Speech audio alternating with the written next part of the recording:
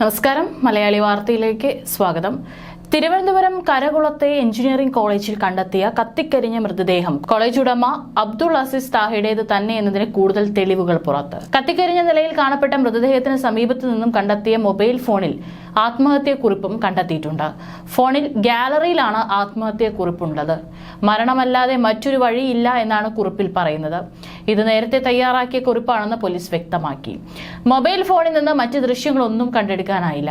ഒരാഴ്ചയ്ക്കകം DNA ഫലമെത്തും. കൂടുതൽ വ്യക്തതയ്ക്കായി DNA ഫലം കാത്തിരിക്കുകയാണെന്നും അധികൃതർ അറിയിച്ചു.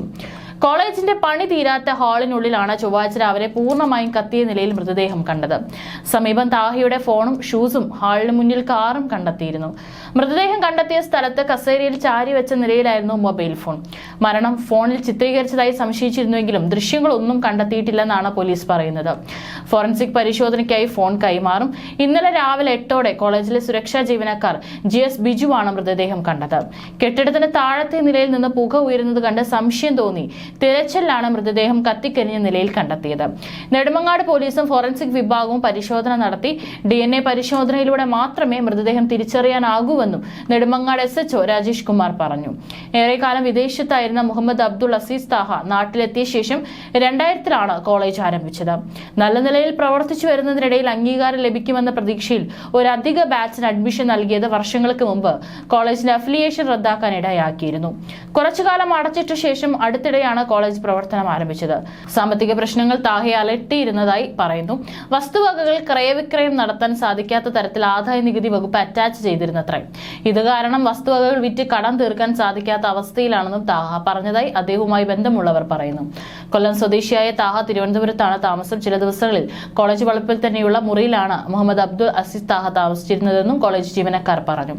ജില്ലയിലെ ശ്രദ്ധേയമായ എഞ്ചിനീയറിംഗ് കോളേജായ PA അസീസ് വളരുന്നതിനിടെ പലവിധ പ്രതിസന്ധികൾ അദ്ദേഹം നേരിട്ടിരുന്നുവെന്നും നെടുമങ്ങാട് മുല്ലശ്ശേരി വെങ്കോട് റോഡിൽ 50 ഏക്കറിലാണ് PA അസീസ് കോളേജ് സ്ഥിതി ചെയ്യുന്നത്. മികച്ച കോഴ്സുകളുമായി വിദ്യാർത്ഥികളെ ആകർഷിക്കാൻ സ്ഥാപനത്തിന് കഴിഞ്ഞു. 2003-ൽ കോളേജ് ആരംഭിച്ച ഏറെക്കാലം നല്ല രീതിയിലായിരുന്നു പ്രവർത്തനം. കടുത്ത സാമ്പത്തിക പ്രതിസന്ധിയുടെ നടുവിലായതിനെ തുടർന്ന് പ്രമുഖ കമ്പനികൾ ഏറ്റെടുക്കാൻ സന്നദ്ധത പ്രകടിപ്പിച്ചെങ്കിലും കൈമാറാൻ മുഹമ്മദ് അസീസ് താഹ തയ്യാറായിരുന്നില്ലെന്നാണ് വിവരം. എല്ലാത്തിനെയും അതിജീവിച്ച് കോളേജ് മുന്നോട്ട് കൊണ്ടുപോകുകയായിരുന്നു ലക്ഷ്യം. എന്നാൽ അതൊന്നും ഫലം കാണാതെ പരാജയപ്പെട്ടതോടെയാണ് മുഹമ്മദ് അസീസ് താഹ ജീവൻ ഒടുക്കിയതെന്നാണ് വിവരം. കോളേജ് നിലനിർത്തിക്കൊണ്ട് പോകാനായി ദുബായിലെ ഇൻഷുറൻസ് കമ്പനി അടക്കം വലിയ സ്ഥാപനങ്ങളിൽ നിന്ന് വൻ തുക വായ്പയെടുത്തിരുന്നുവെന്നും റിപ്പോർട്ടുകളുണ്ട്. എന്നാൽ കേരള യൂണിവേഴ്സിറ്റിയുടെ അംഗീകാരമില്ലാത്ത കോഴ്സ് പഠിപ്പിച്ചെന്ന ആരോപണം ഉയർന്നതോടെ വിദ്യാർത്ഥികൾക്ക് പരീക്ഷ എഴുതാൻ സാധിച്ചില്ല. ഇതോടെ രക്ഷാകർത്താക്കളും വിദ്യാർത്ഥികളും കോളേജിന് മുന്നിൽ സമരം ആരംഭിച്ചു. താൽക്കാലികമായി കോളേജ് പൂട്ടി. പ്രതിസന്ധികൾ തരണം ചെയ്ത് പ്രവർത്തനം പുനരാരംഭിച്ചെങ്കിലും മുന്നോട്ടു പോകാനായില്ല. ഇതിനിടെ ആദായ നികുതി വകുപ്പ് നടത്തിയ പരിശോധനയിൽ വസ്തുക്കൾ അറ്റാച്ച് ചെയ്തിരുന്നു. ഇതും പ്രതിസന്ധി വർദ്ധിപ്പിക്കുന്ന അവസ്ഥയിലായി. ഇത് കാരണം കോളേജ് വക ഭൂമി വിറ്റ് കടം തീർക്കാൻ സാധിക്കാത്ത അവസ്ഥയിലാണെന്ന് താഹ പറഞ്ഞിരുന്നതായി നാട്ടുകാർ പറയുന്നു. അമിത മാനസിക സമ്മർദ്ദമാണ് ആത്മഹത്യയിലേക്ക് നയിച്ചതെന്നും പോലീസ് കരുതുന്നു.